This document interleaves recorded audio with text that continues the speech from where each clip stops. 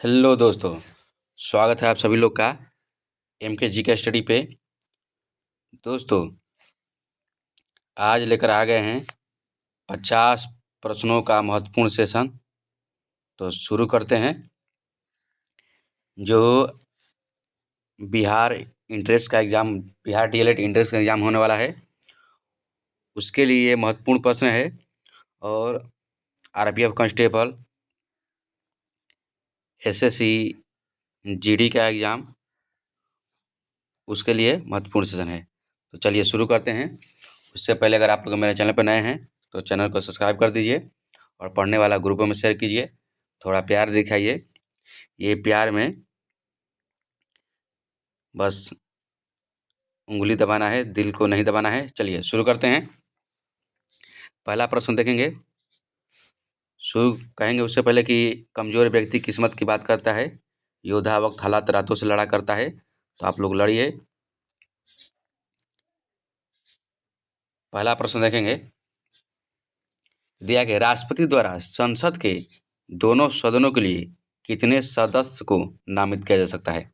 देखिए, बहुत अच्छा प्रश्न है। इसका जो राइट आंसर हो जाएगा ऑप्शन नंबर ए 14 हो जाएगा। प्रश्न बोला है कि दोनों सदन के लिए, यानी संसद का जो दोनों सदन होता है, लोकसभा और राज्यसभा। लोकसभा और राज्यसभा। लोकसभा में राष्ट्रपति कुल 12 मनोनीत करते हैं, 12 मनोनीत करते हैं। राज्यसभा में टोटल 2। तो 12 2 कितना हो गया? 14। 12 2 14। और यही क्वेश्चन कह देगा कि लोकसभा में कितने करते हैं। तो लोकसभा में हो जाएगा 12 और राज्यसभा में हो जाएगा, तो राज्यसभा में 2, टोटल हो जाएगा 14। बहुत अच्छा प्रश्न है। और संसद का गठन अनुच्छेद किस अनुच्छेद में है? अनुच्छेद 79। अनुच्छेद 79। अनुच्छेद 79 संसद का गठन है। 79 80 अनुच्छेद 80 में किसका जिक्र है? तो 80 में लोकसभा, 80 में लोकसभा। अनुच्छेद 81 में राज्यसभा, राज्यसभा। आई होप कि आप लोग समझ चुके होंगे। चलिए अगला प्रश्न देखते हैं। अगला प्रश्न है, संविधान के किस धारा के अंतर्गत कोई भी व्यक्ति मूल अधिकारों को हनन का मामला सीधे उच्चतम न्यायालय में उठा सकता है, यानी सुप्रीम कोर्ट। अगर ये हो जाएगा अनुच्छेद 32, आर्टिकल 32 के तहत। आर्टिकल कोई भी अधिकार हनन हो सकता है, आप सुप्रीम कोर्ट में जा सकते हैं आर्टिकल 32 के तहत। और धारा 31 यानी अनुच्छेद 31 को अवरद्द कर दिया गया है। आप लोग जानते होंगे कि अनुच्छेद 31 में संपत्ति का अधिकार था। संपत्ति के अधिकार को कानूनी अधिकार बना दिया गया। संपत्ति के अधिकार को कानूनी अधिकार बना दिया गया। धारा 28, धारा 29। देखिए, धारा अनुच्छेद 29 कहता है अल्पसंख्यकों के हित के लिए। अल्पसंख्यकों के अनुच्छेद 29 में है कि अल्पसंख्यक अपने स्कूल, विद्यालय इसके तहत खोल सकते हैं। कितने धर्म अल्पसंख्यक में आते हैं? तो 6 धर्म आते हैं। अल्पसंख्यक में कितने आते हैं? 6 धर्म आते हैं। 6 इसमें हो जाएगा पहला मुस्लिम, सिख,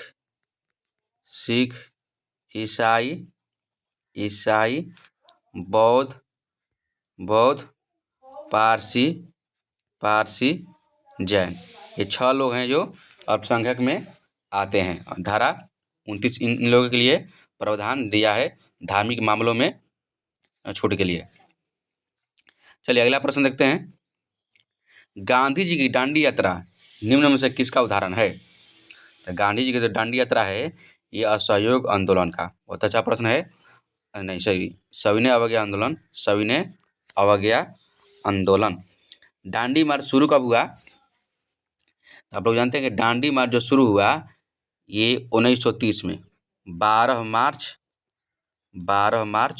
1930 को जो दांडी मार्च शुरू हुआ था वो 12 मार्च 1930 को हुआ था और समाप्त कब हुआ था? 6 अप्रैल 1930 को। गांधी जी साबरमती आश्रम से कहाँ पहुँचे? दांडी। दांडी पहुँचे थे कितने अनुयायियों के साथ? 78 अनुयायियों के साथ। 78 अनुयायियों के साथ पहुँचे और नमक कानून को क्या कर दिए? तोड़ दिए। और गांधी और यूनियन के बीच समझौता 1931 5 मार्च 1931 5 मार्च 1931। चलिए अगला प्रश्न देखते हैं। अगला प्रश्न देखते हैं। असहयोग आंदोलन निम्न। अगला प्रश्न है निम्न में से अध्यात्मक राष्ट्रपति वाली सरकार किस प्रकार से बनती है? इसका जो राइट आंसर हो जाएगा ऑप्शन नंबर डी। देखिए राष्ट्रपति का लोकमत द्वारा चुनाव। ठीक है, राष्ट्रपति का जो चुनाव होता है लोकमत द्वारा, राष्ट्रपति का लोकमत द्वारा चुनाव। कार्यपालिका तथा विधानमंडल के सदस्यों के बीच कोई दोहराव नहीं। कार्यकाल की निश्चित अवधि उपयुक्त सभी। इसका कुछ आंसर, इसका कुछ डाउट हो रहा है इसका। निम्न से अध्यात्मक राष्ट्रपति वाली सरकार किस प्रकार से बनती है? आप लोग इसका आंसर कमेंट करो, बताइए। राष्ट्रपति, चलिए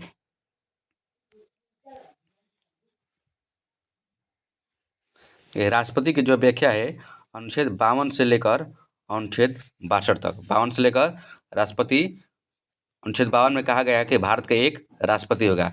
53 में राष्ट्रपति की, 52 से लेकर 54 में राष्ट्रपति का चुनाव, राष्ट्रपति की चुनाव 52 से लेकर 62 तक। ये याद करने का तरीका है कि जो 52 से, अनुच्छेद 52 से लेकर 62 तक है राष्ट्रपति का उल्लेख किया गया है। निम्नलिखित में से कौन सा शिलालेख चालुक्य सम्राट पुलकेशिन द्वितीय से संबंधित है? ये बहुत अच्छा प्रश्न है। देखिए ऐहोल अभिलेख, इसका जो राइट आंसर हो जाएगा ऑप्शन नंबर डी, ऐहोल अभिलेख। ऐहोल अभिलेख पूछता है क्वेश्चन कहाँ है, तो ऐहोल अभिलेख जो है कर्नाटक में है। ऐहोल अभिलेख कर्नाटक में। पुलकेशिन द्वितीय ने ऐहोल अभिलेख में लिखा गया है। अच्छा, ये भी क्वेश्चन पूछा है कि ऐहोल अभिलेख किस भाषा में है, तो संस्कृत। जानते हैं कि सबसे पुराना भाषा कौन सा भाषा है? संस्कृत। ऐहोल अभिलेख किस भाषा में है, तो संस्कृत में है। ऐहोल अभिलेख में लिखा गया है कि पुलकेशिन द्वितीय ने, पुलकेशिन द्वितीय ने हर्षवर्धन को हराया। हर्षवर्धन को हराया किस अभिलेख में लिखा गया है, तो ऐहोल अभिलेख में। ऐहोल, पहले तो जो भी लिखा हुआ मिलता था उस सब अभिलेख में लिखा मिलता था, उसे खोजा जाता था। जैसे ये मास्की अभिलेख है, मास्की अभिलेख, मास्की और गुजरा, मास्की और गुजरा, ये जानते हैं कि आप लोग ये अशोक से संबंधित है। मास्की और गुजरा अभिलेख जो है अशोक से संबंधित है। और हाथी गुफा, हाथी गुफा अभिलेख कहाँ है, तो ये उड़ीसा में। हाथी गुफा अभिलेख ये उड़ीसा में स्थित है। अगला प्रश्न देखेंगे। निम्न में से किसने मनसबदारी व्यवस्था का सूत्रपात किया है, यानी मनसबदारी व्यवस्था किसने शुरू किया था? तो आई होप कि आप लोग जानते होंगे, ये अकबर ने। मनसबदारी व्यवस्था अकबर ने शुरू किया था। कब किया था? 1571 में। 1571 में अकबर ने कब शुरू किया था, तो 1571 में शुरू किया था मनसबदारी व्यवस्था। 1571। अकबर ने मजहर की घोषणा कब किया? मजहर की घोषणा 1579। अकबर ने दीन इलाही धर्म का घोषणा 1582। मजहर की घोषणा 1579, दीन इलाही धर्म 1582। जहांगीर, जहांगीर के समय कौन थे? तो हाँ, दो अस्पा, सिंह अस्पा, ये जहांगीर के समय थे। शाहजहां, इसे वस्तुकाल शाहजहां को कहा जाता है।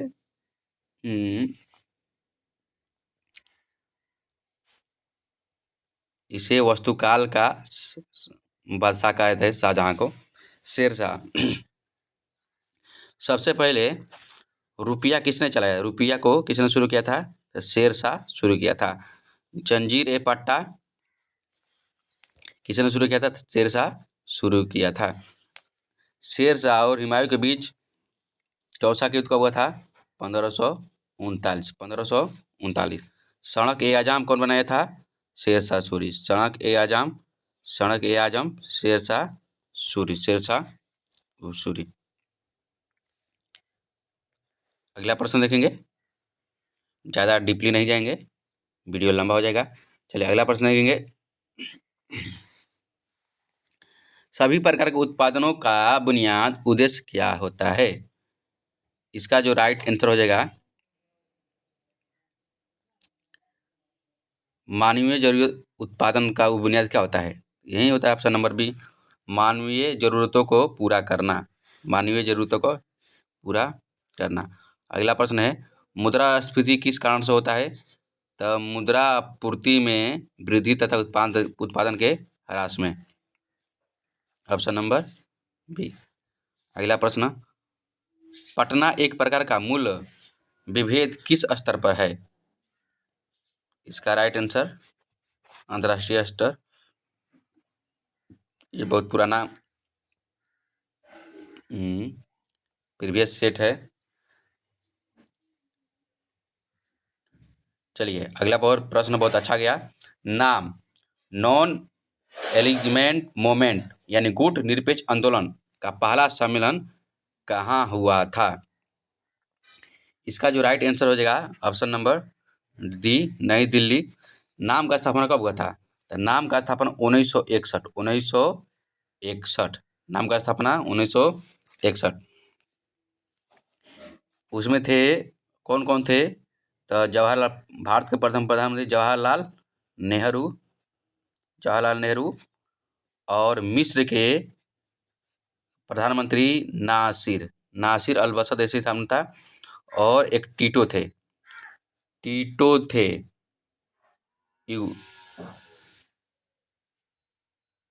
नासिर और टीटो, जवाहरलाल नेहरू, नासिर और टीटो। अगला प्रश्न देखेंगे। चलो ठीक है, इसका समझ गाऊंगा। नबार्ड क्या है? तो नबार्ड एक वित्तीय संस्था है। Option number D. देखिए नबार्ड का स्थापना 12 जुलाई 1982 को हुआ। नबार्ड का स्थापना 12 जुलाई 1982 को हुआ। नबार्ड का कभी फुल फॉर्म भी पूछ देता है।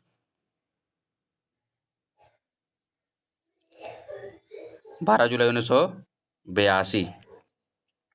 अगला प्रश्न देखेंगे, भारतीय प्रायद्वीप केंद्रीय उच्च भूमिका बनाती है कैसे?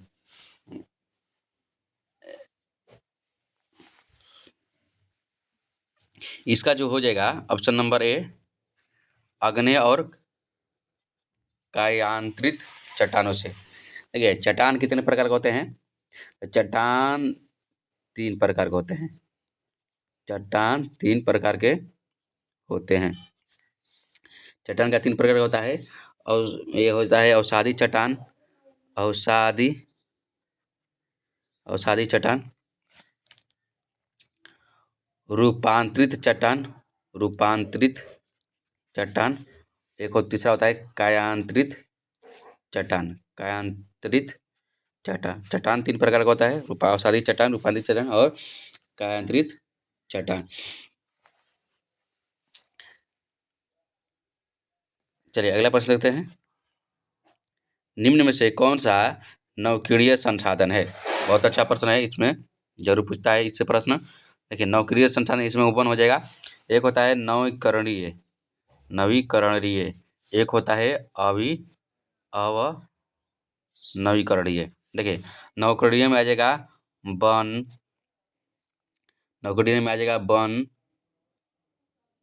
जल, बायोमास,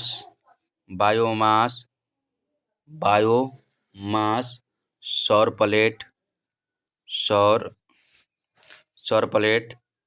विद्युत जल। हाँ वही जल लिख दिया ना, विद्युत जल, विद्युत जल विद्युत, यही में ये सब क्या आ जाएगा, नवकिरणीय। सूर्य का प्रकाश, सूर्य का प्रकाश किस में आएगा, नवकिरणीय में।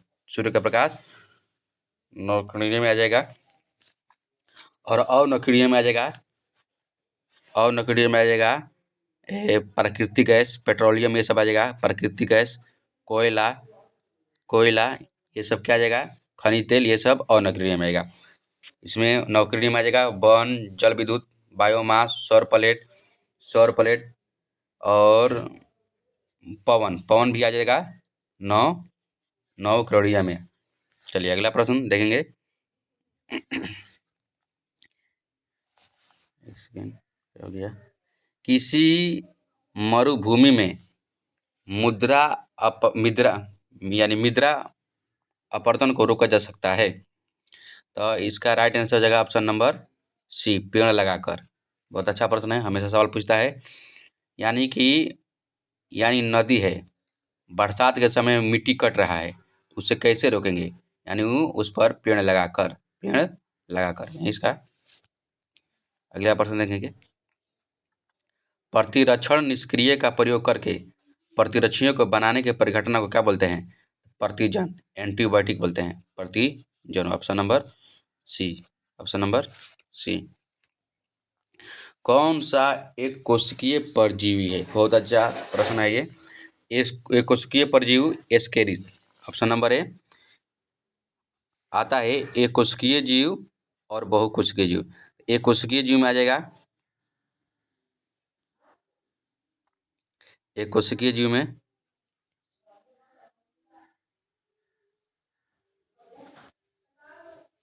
एक सेकेंड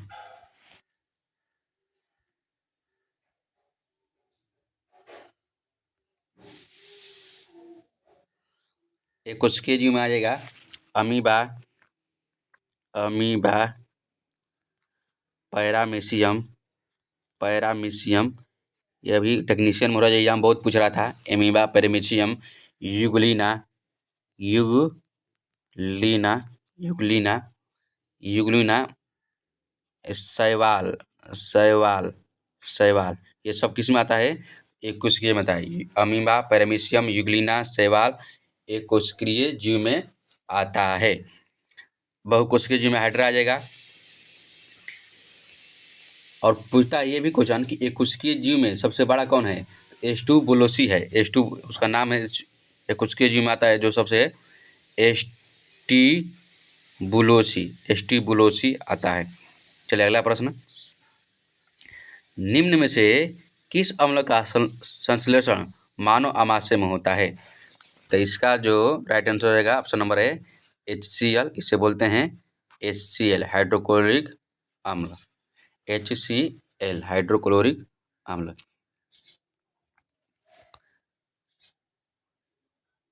फाइलेरिया का संचार किसके द्वारा किया जाता है। इसका हो जाएगा ऑप्शन नंबर ए क्यूलेक्स मच्छर, क्यूलेक्स मच्छर के द्वारा। जिसे सीता मक्खी भी बुलाया जाता है, सीता। एंडीज मच्छर, मलेरिया बुखार हो जाएगा तो एंडीज मच्छर यानी मादा मच्छर, मादा मच्छर। अगला प्रश्न। पानीपत का तीसरी लड़ाई किनके बीच हुआ था। अच्छा प्रश्न है।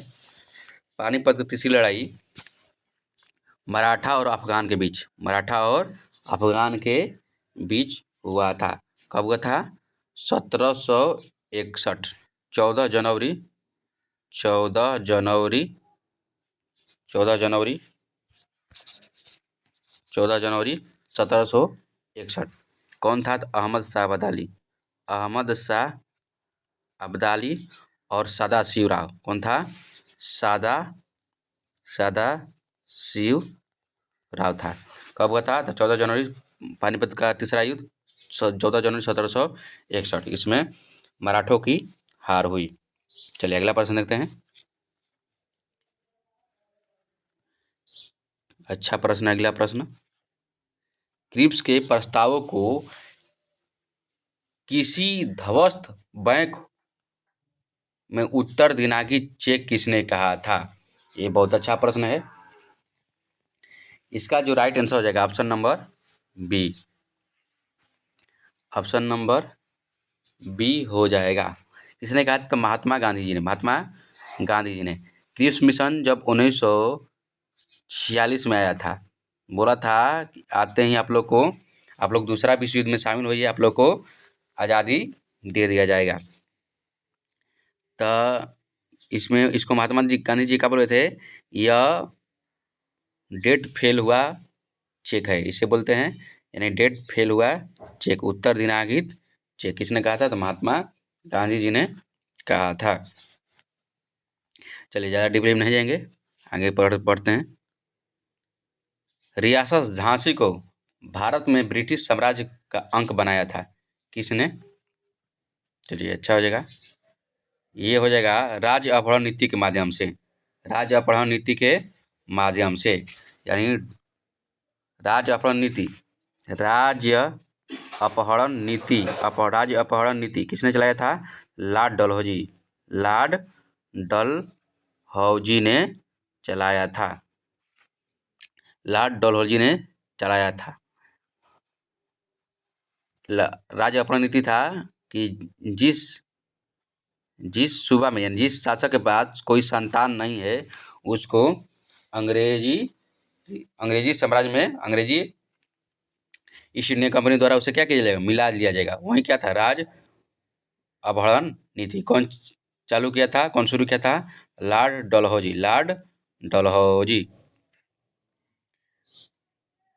अगला प्रश्न देखते हैं। महात्मा गांधी ने अपनी दांडी यात्रा कहाँ से शुरू किए थे? ये हो जाएगा साबरमती आश्रम से। साबरमती आश्रम से। अभी बताए हैं कि दांडी यात्रा कब शुरू हुआ था? 12 मार्च 1930 को। और ख़त्म कब हुआ था? समाप्त 6 अप्रैल 1930 को। 6 अप्रैल 1930 को। 78 अनुयायियों के साथ महात्मा गांधी जी पैदल यात्रा पर चल दिए थे।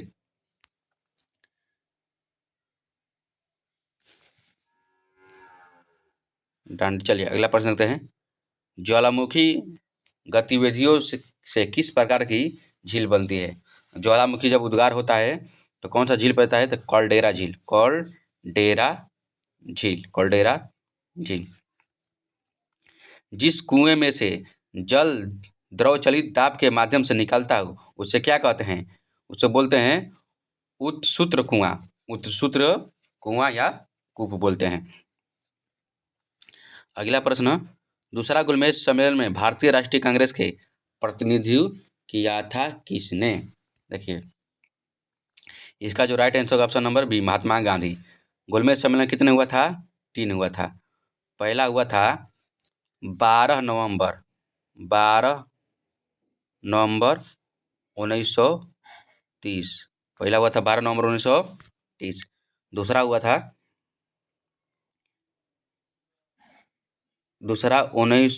7 सितंबर 1931। और तीसरा हुआ था 17 नवंबर 1932। देखिए कुल में सम्मेलन 3 होता है, 12 नवंबर 1930, 7 सितंबर 1931, 17 नवंबर 1932। तब महात्मा गांधी पहला आंदोलन में दांडी यात्रा कर रहे थे तो नहीं गए थे। उसी के बीच महात्मा गांधी को इन्हीं के बीच समझौता 5 मार्च 1931 हुआ, 1931 को हुआ था। तो महात्मा गांधी दूसरा सम्मेलन में भाग लिए थे। और तीनों सम्मेलन में भाग कौन लिए थे? भीमराव अंबेडकर। कौन लिए थे? अंबेडकर और अन्य दलों ने, जैसे मुस्लिम लीग, ये सब हो गया था, सभी लोग भाग लिए थे।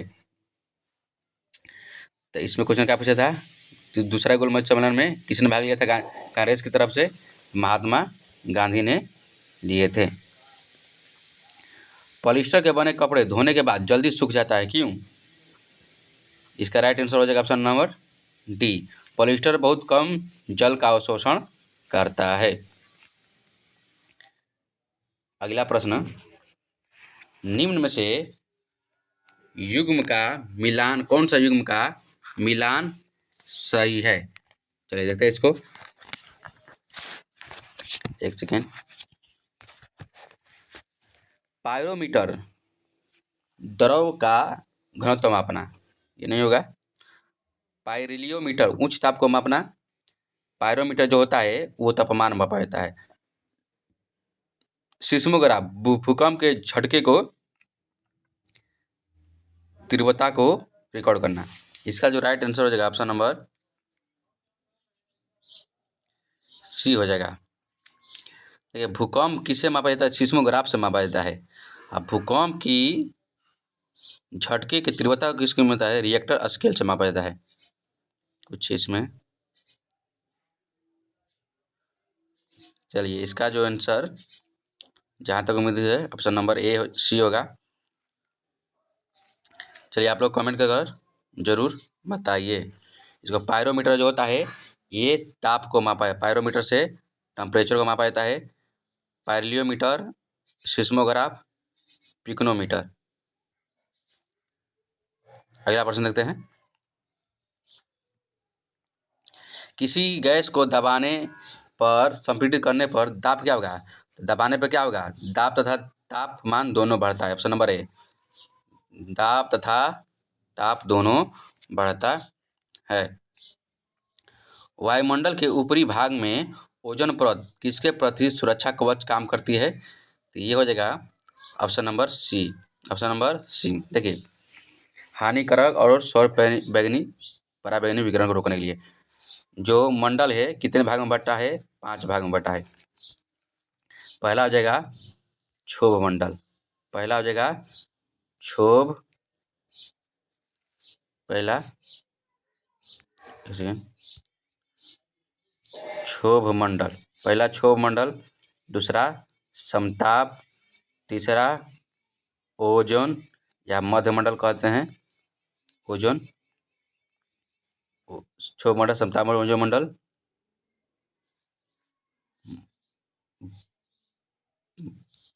आयन मंडल और ब्राही मंडल। ये जो होता है 10 से 12 किलोमीटर होता है। ये 50 और जितने भी मौसमी घटना होता है किसमें होते हैं? मौसमी घटना, मौसमी घटना कितने होते हैं? क्षोभ मंडल में होता है। वायुयान किसमें उड़ता है? वायुयान किसमें उड़ता है? समताप मंडल में। और सूर्य की सूर्य जो प्रकाश आता है उसमें हानिकारक रे आता है वो किसमें होता है? रुकता है तो ओजोन मंडल में। ओजोन मंडल में, जिसे मध्य मंडल भी कह सकते हैं। इसका आंसर ऑप्शन नंबर सी। चलिए अगला प्रश्न देखते हैं। उड़ सकने वाला एकमात्र स्तनधारी कौन है? इसका राइट आंसर हो जाएगा ऑप्शन नंबर डी, चमगादड़। चमगादड़, चमगादड़ हो जाएगा। सबसे समान स्तनधारी कौन है? इसका ऑप्शन दिया है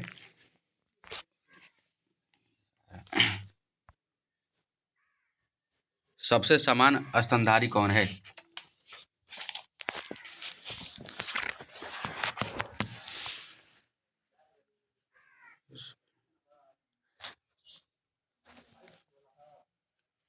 सबसे समान स्तनधारी कौन है?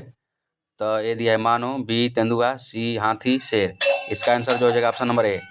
ऑप्शन नंबर ए मानव। मानव के वैज्ञानिक नाम होमो सैपियंस लिखा हुआ है। Homo sapiens, homo sapiens. तेंदुआ का वैज्ञानिक नाम देखिए बहुत अच्छा है। देखिए बाघ का पूछ देगा, बाघ का तब पैंथेरा टाइगर्स। देखेंगे बाघ का वैज्ञानिक नाम, बाघ का वैज्ञानिक नाम Panthera, Panthera tigers, Panthera tigers. मगर तेंदुआ का वैज्ञानिक नाम, तेंदुआ का वैज्ञानिक नाम जो हो जाएगा वो हो जाता है पैंथेरा। इसमें बहुत पूछता है क्वेश्चन। पैंथेरा पोरोडस फुस्का, पोरोडस फुस्का होता है। पैंथेरा पोरोडस फुस्का, पोरोडस फुस्का। देखिए कॉलम अच्छा से नहीं चल रहा है इसीलिए माफ़ी चाहते हैं थोड़ा। पोरोडस फुस्का, पोरोडस फुस्का।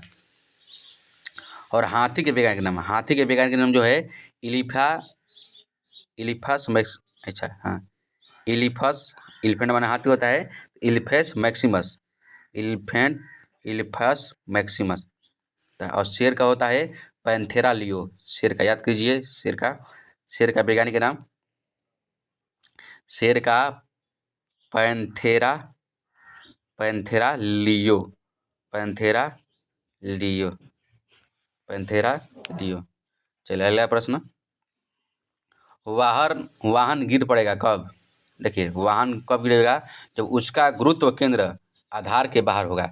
यानी वाहन कब गिरेगा? जब अपनी क्षमता से बाहर होगा। इसका मतलब यही होता है उसका गुरुत्व केंद्र आधार के बाहर होगा। Option number D. एक प्रवर्धक उपकरण कौन है?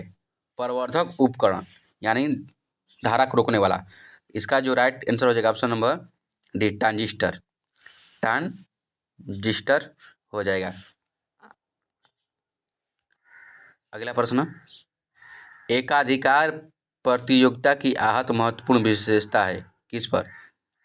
इसका जो राइट हो जाएगा उत्पाद विभेदन, उत्पाद विभेदन, ऑप्शन नंबर डी।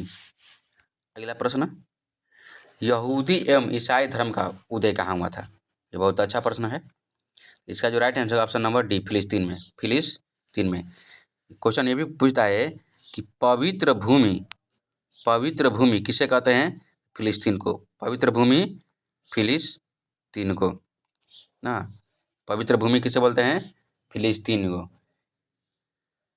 क्योंकि यहाँ तीनों धर्म की महत्वपूर्ण स्थल है, यहूदी, ईसाई और इस्लाम, यहूदी, ईसाई और इस्लाम, इसलिए इसे क्या बोला जाता है? पवित्र भूमि। अगला प्रश्न देखते हैं, किसी प्रोग्राम में बग होता है, बग किसे कहते हैं? देखिए ये सब लिख दिया है, वाक्य वर्ण रचना ये सब नहीं होता। बग क्या है? त्रुटि है, एक गलती है। और ये बग कहाँ होता है? तो कंप्यूटर में होता है। बग कहाँ होता है? कंप्यूटर में होता है। कंप्यूटर में कोई भी गलती हो जाए तो उसे क्या बोलते हैं? बग, बग बोला जाता है, त्रुटि। अगला प्रश्न, कौन सा कंप्यूटरों को टेलीफोन लाइन का प्रयोग करके डाटा अंतरिम करने का अनुमति देता है? इसका जो राइट आंसर हो जाएगा ऑप्शन नंबर ए, modem, modem.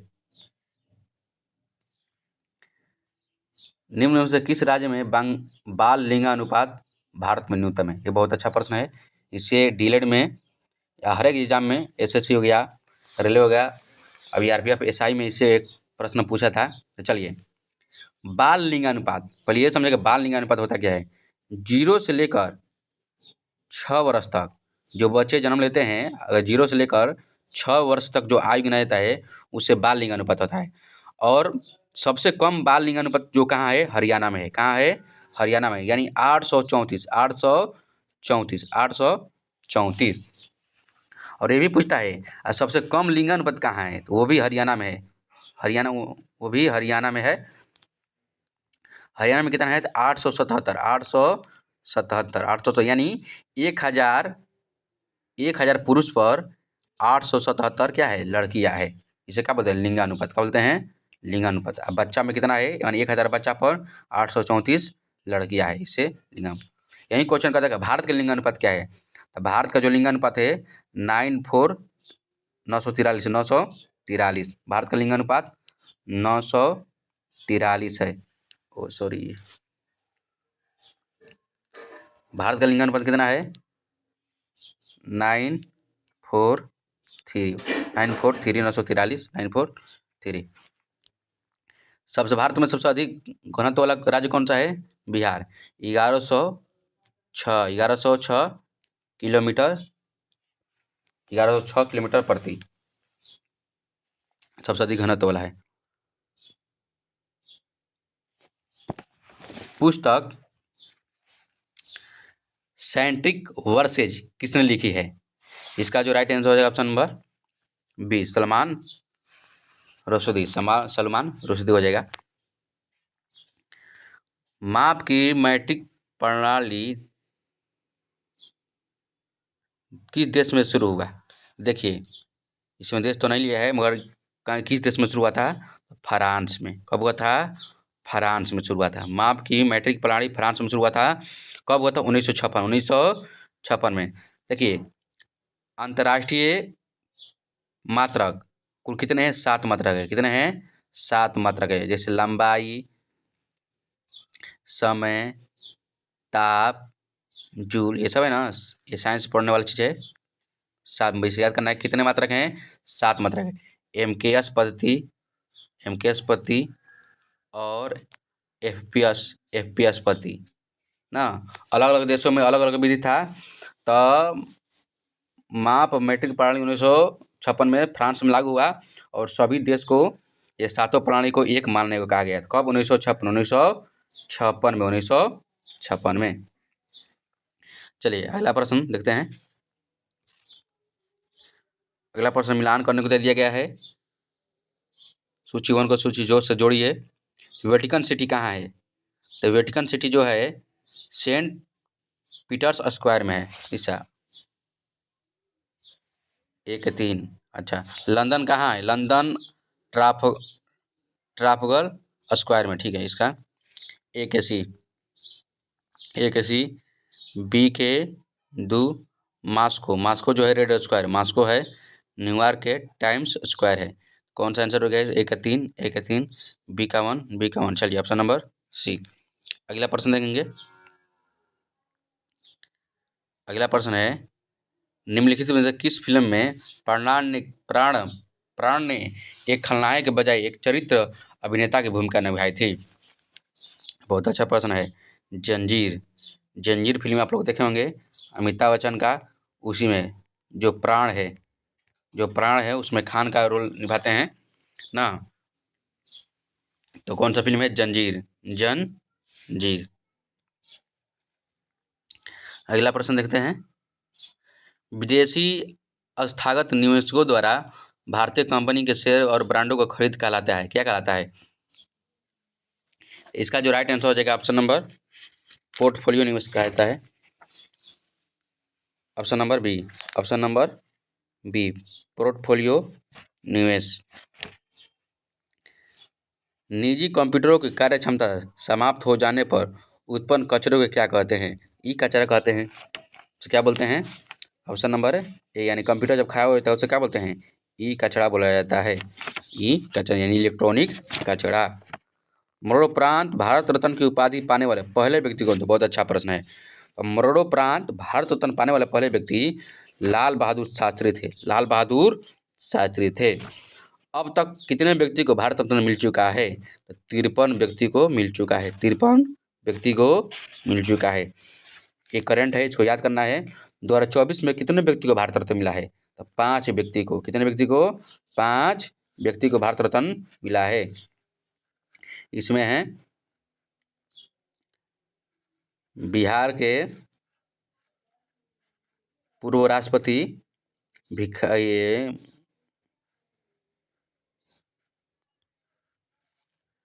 Atal Bihari Vajpayee, S Swaminathan, Chaudhary चरण सिंह ना। 2024 में जो मिला है 5 व्यक्ति को मिला है। टोटल कितने व्यक्ति को मिल चुका है? 53 व्यक्ति को मिल चुका है। चलिए, आजकल सड़कों पर रोशनी के लिए प्रायः लैंप का प्रयोग किया जाता है। उन लैंपों में किस गैस का प्रयोग किया जाता है? उसमें जो प्रयोग होता है उसमें नियॉन गैस कौन सा होता है? Option number B neon gas होता है। अगला प्रश्न देखेंगे। सॉरी नियॉन नहीं होता, सोडियम होता है उसमें शायद, सोडियम। हाँ, इसका राइट। आजकल सड़कों पर रोशनी के लिए प्रायः लैंपों का प्रयोग किया है। उन लैंपों में किस गैस का प्रयोग किया जाता है? Sodium lamp. सोडियम उसमें होता है जो पीला पीला होता है ना, जो वो लाइट लगता है रोड किनारे। न्यूक्लियोट्रम किस देश की मुद्रा है? न्यूक्लियोट्रम कहाँ का है? भूटान का। कहाँ का है? भूटान का। भारत में समक्ष अंतरिक्ष यान प्रचलन केंद्र MCF मास्टर कंट्रोल फैसिलिटी का मुख्यालय कहाँ है? इसका जो राइट आंसर हो जाएगा option number C Sriharikota. Sriharikota कहाँ है? आंध्र प्रदेश में। कहाँ है? आंध्र प्रदेश में। अगला प्रश्न देखेंगे। भारत में सबसे लंबी सिंचाई नहर कौन सी है? इंदिरा गांधी नहर। ये लाभान्वित करते हैं राजस्थान, पंजाब और हरियाणा ये 3 राज्यों को लाभान्वित करती है इंदिरा गांधी। सबसे बड़ी नहर इंदिरा गांधी। दोस्तों यह था आज का प्रश्न, कैसा लगा आप लोग कमेंट कर जरूर बताइए। और इससे बेहतर पूछा हुआ प्रश्न आरपीएफ, बिहार डीएलएड और एसएसजीडी के लिए मिलेगा। तो मिलते हैं अगले वीडियो में। धन्यवाद। आई होप कि आप लोग जो भी कुछ गलत लगा आप लोग कमेंट करके जरूर बताइए। कुछ भी डाउट हो आप लोग कमेंट कर जरूर बताइए। चलते।